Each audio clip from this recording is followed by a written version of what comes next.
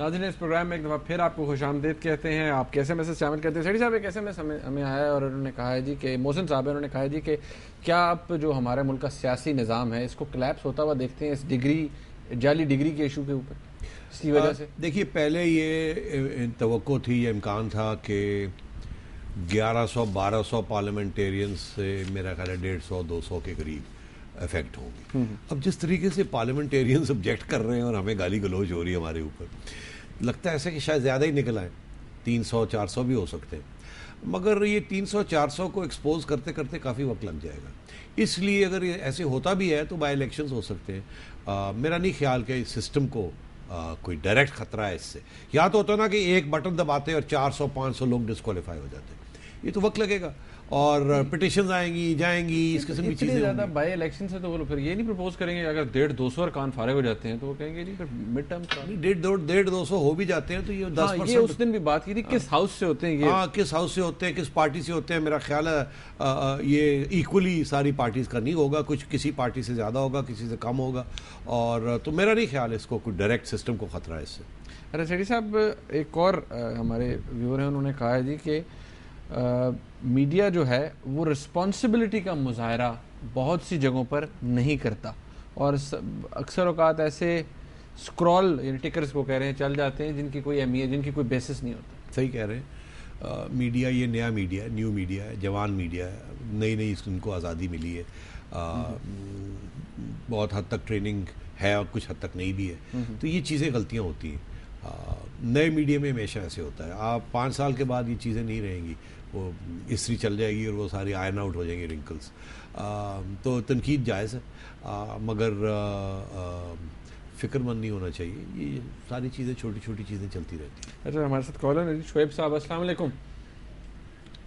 वालेकुम सलाम जी शुएब साहब। जी, नजम सेठी साहब से एक सवाल पूछना है सर। जी सर, आपका प्रोग्राम बड़ा अच्छा है और बड़े मैं शौक से देखता हूँ जितने भी टॉक शोज होते हैं। मैंने सर थोड़ा सा आपसे एक इख्तिलाफी सवाल पूछना है। जी ज़रूर। सर, अभी आपने जिक्र किया है कि जब ये कोई जज साहब सुमोटो एक्शन लेते हैं, किसी अखबार में पढ़ के कोई चीज या कोई न्यूज चैनल पे कोई ऐसी चीज देखते हैं तो उसके हवाले से ये सुमोटो एक्शन लेते हैं। तो अभी आपने कहा है कि जब किसी जज को गुस्सा आ जाए तो उस वजह से वो सुमोटो एक्शन ले तो उस फैसले में बैठना भी नहीं चाहिए। जी हाँ, मैंने ठीक है सर। लेकिन सर, आप खुद देख लें, अभी आप भी कहें कि जज साहबान पे हम बड़ी खुली तनकीद करते हैं। आज हुक्मरान जमात के जितने भी MPs MNAs हैं वो टॉक शोज पे आके खुल्लम खुल्ला अदालतों पे तनकीद करते हैं, चीफ जस्टिस साहब पे तनकीद करते हैं ढके छुपे अल्फाज में। अभी आपने इरफान कादिर साहब का जिक्र किया है कि उन्होंने एक पिटीशन दायर की है, तो आपने कहा है कि उन्होंने एक धमकी दी है वो चीफ जस्टिस साहब को बड़े छुपे अल्फाज में। तो आप ये भी देखें तो हम भी तो आखिर जितने भी लोग हैं हम भी तो खुल्लम खुल्ला तनकीद करते हैं ना जब हमें गुस्सा आता है। तो जब अदालतें कोई ऐसा फैसला देती हैं, लेकिन अदालतों ने क्या फैसले दिए? अदालतों ने करप्शन को रोका है ना, 300 अरब रुपए से ज्यादा की करप्शन को रोका है। ये अदालत ने बुरा काम किया है। पंजाब बैंक के उन्होंने पैसे वापस दिलवाए हैं, ये अदालतों ने बुरा काम किया है। उसके अलावा स्टील मिल की उन्होंने निजकारी रुकवाई है, ये अदालतों ने बुरा काम किया है। उन्होंने लापता अफराद का नोटिस लिया है, अदालतों ने बुरा काम किया है। यानी मेरे कहने का मतलब है कि आजकल हम बड़ी अच्छी और वाज़ेह तनकीद कर देते हैं अदालतों की, अदालतें ये। लेकिन अब ये देखें इरफान कादिर साहब का कैरेक्टर देखें ना कि पीछे जिन्होंने आज इतनी तनकीद की और आपने बड़े ही साफ अल्फाज में धीमे लहजे में नजम सेठी साहब ने कह दिया कि इरफान कादिर साहब को ये नहीं करना चाहिए था। जी हाँ, बात यह है कि मैं आपसे बहुत हद तक इत्तेफाक करता हूँ, मगर मेरा कुछ पॉइंट फ़र्क था। मैंने कहा ना कि इरफान साहब को ये बात नहीं करनी चाहिए, ये तो धमकी है बिल्कुल। मगर मैंने एक और बात भी कही है। मैंने कहा ये क्या है, ये माशरा, क्या हालात हैं कि हम इस मौके पर इस मौजू इस क्रॉस रोड्स पे हम पहुंच चुके हैं कि अब तनकीद खुली होनी शुरू हो गई। ये पहले नहीं होता था ऐसे। तो इसमें जिम्मेदारी कुछ तो होगी ना दूसरी साइड की। तो आपने कहा कि उन्होंने ये किया, ये मैं सारी बात समझता हूँ, बात बिल्कुल सही कह रहे हैं, मगर एक परसेप्शन भी तो ये क्रिएट हो रही है ना कि वो भी कुछ ऐसी लाइंस होती हैं जो क्रॉस कर रहे हैं, उनकी भी तो अकाउंटेबिलिटी होनी चाहिए। हमारी अकाउंटेबिलिटी मीडिया की अगर हो सकती है, पार्लियामेंट की अकाउंटेबिलिटी हो सकती है, फौज की अकाउंटेबिलिटी, मतलब सबकी अकाउंटेबिलिटी हो सकती है, तो फिर जजेस की भी तो अकाउंटेबिलिटी होनी चाहिए ना। और ये एक वन साइडेड परसेप्शन जो है ये चल रही है ना, ये लोग कह रहे हैं, एतजाज़ एहसन कह गए हैं कि जी वो पता नहीं उनको वोट डालेंगे नहीं, ये सुप्रीम कोर्ट बार एसोसिएशन को है कि एक साइड नफरत करती है चीफ जस्टिस साहब के साथ, ये उनके लफ्ज़ है। तो ये क्यों हम इस किस्म के मोड़ पे आके पहुंचे हैं, क्या हुआ है, हमें देखना चाहिए ना, इस दोनों साइड्स को ये देखना चाहिए। मैं समझता हूँ जुडिशरी बड़ी सेक्रेड इंस्टीट्यूशन है और जजेस जो हैं हमें बिल्कुल अनक्वालिफाइड उनकी इज्जत करनी चाहिए।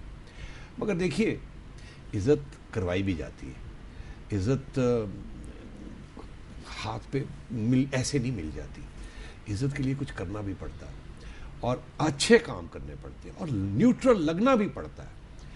और मैं समझता हूँ वहाँ अभी बहुत सी हमें जद्दोजहद करनी पड़ेगी। ये भी अब नई, आप समझें जैसे नया मीडिया है, हमसे बहुत सी गलतियाँ हो रही हैं, नई जुडिशरी है ये पहली दफ़ा आज़ाद हुई है, बहुत जिम्मेदारी आती है इन पर कि ये अपने आप को कैसे कंडक्ट करते हैं। आपने देखा chief justice Lahore high court का, अब आप किसी सूरत में भी ये इस किस्म के बयानबाजी आप किसी चीफ जस्टिस से एक्सपेक्ट कर सकते हैं।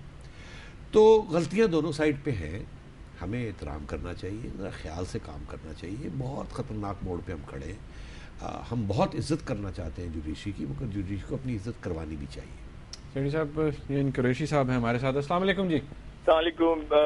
जी एन कुरैशी बात कर रहा हूँ कराची से। सेठी साहब से बात करूँगा। सेठी साहब, मैं थोड़ा सा एक चीज की क्लियरिफिकेशन करना चाहूंगा यहाँ पर। आपने अभी बात की थी सो मोटो के हवाले से। देखिए, आपने बात की कि सो मोटो मैजिस्ट्रेट भी ले सकता है और सीआरपीसी का जिक्र किया।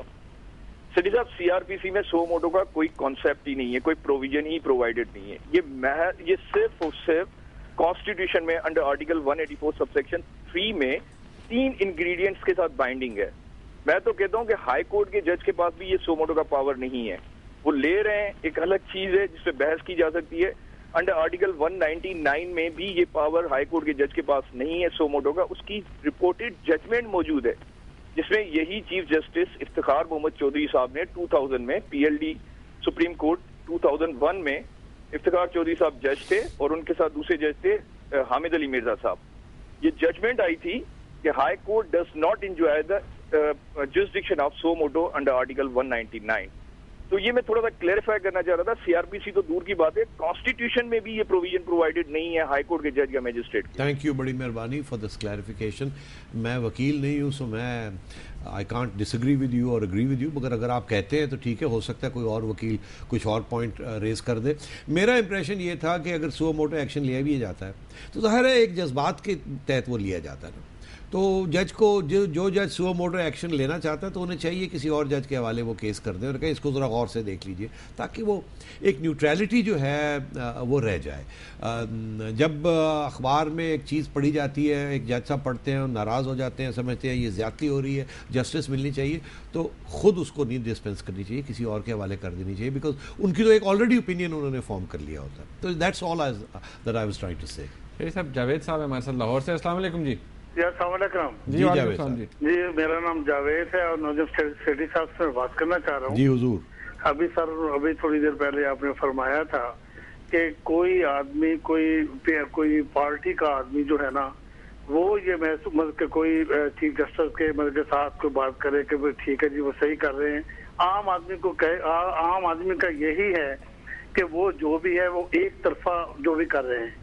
मैं खुदा को गवाह बनाकर कहता हूं कि मैं किसी पार्टी का वर्कर नहीं हूं, लेकिन हम आज समझते हैं कि जो जुडिशरी कर रही है, अल्लाह का शुक्र है कि हम अल्लाह का शुक्र अदा करना चाहिए कि हमें आज ये मयसर है। वरना पीपल्स पार्टी ने कौन सा अदारा ऐसा नहीं जो तबाह बर्बाद करके नहीं रख दिया। ठीक है, कोई मुझे बड़ी मेहरबानी। ठीक है, ये सिर्फ पीपल्स पार्टी ने नहीं तबाह किया, ये हम सब ने मिलकर तबाह किए हैं। ज़रा इसको भी तो तस्लीम कर लीजिए। आप भूल गए हैं दूसरी पार्टीज़ ने क्या क्या किया है जजेस के साथ और सुप्रीम कोर्ट के साथ। तो हमें भी बैलेंस रखना चाहिए। मैं ये नहीं कि जी पीपल्स पार्टी जो है वो बिल्कुल फरिश्ता है, ऐसी कोई बात नहीं है, बिल्कुल कोई बात नहीं है। जितनी तनकीद करें कम है, मगर फिर बैलेंस रखिए। आप दूसरों की भी तनकीद कीजिए जिन्होंने उसी किस्म की हरकतें की हैं, और फिर हर जज के ऊपर गौर और फिक्र कीजिए कि वो किस किस्म की जजमेंट्स आ रही हैं, किस किस्म की कंट्रोवर्सीज हो रही हैं। मैं छोटी सी बात करता हूँ आपसे, ये जो जजेस केस है उसके अंदर बड़े वाज़ेह तौर पे एड हॉक जजेस के बारे में एक जजमेंट है उसके अंदर, ये जो जुलाई 31 की जो जजमेंट है, और उससे पहले जजेस केस में 1996 में कि एड हॉक जजेस नहीं रखने चाहिए। और आज देखिए, आज सुप्रीम कोर्ट ने, इस सुप्रीम कोर्ट में 2 एड हॉक जजेस हैं, और फिर ये कि वो किस किस्म के बेंचेस पे वो बैठते हैं और किस किस्म की वो, तो ये मतलब ये सारी चीज़ें देखनी चाहिए ना। मैं भी बड़ा खुश हूँ कि ये जुडिशरी आज आज़ाद है, पहले से ज़्यादा आज़ाद है, मगर ये भी नई जुडिशरी है। 4-5 साल के बाद जब हम लोग इस सब चीज़ पे तबसरा करेंगे तो शायद फिर हमें कुछ बैलेंस नज़र आएगा। लॉयर्स भी एक्सट्रीमिस्ट बन जाते हैं, मीडिया भी एक्सट्रीमिस्ट बन जाता है, और फौज भी कभी कभी ऐसी हरकतें करती है जैसे लगता है कि वो किसी कानून की मातहत नहीं है। और जाहिर है पार्लियामेंट और गवर्नमेंट्स की तो रिप्रेसिव पॉलिसीज़ आपने और हमने सबने देखी है। शेरी साहब, आपका बहुत शुक्रिया। नाज़रीन, आपने आज का प्रोग्राम देखा, इसका फीडबैक हमें ज़रूर दीजिएगा TNS@duniatv.tv पर। इंशाअल्लाह अगले हफ्ते आपसे फिर मुलाकात होगी। अल्लाह हाफ़िज़।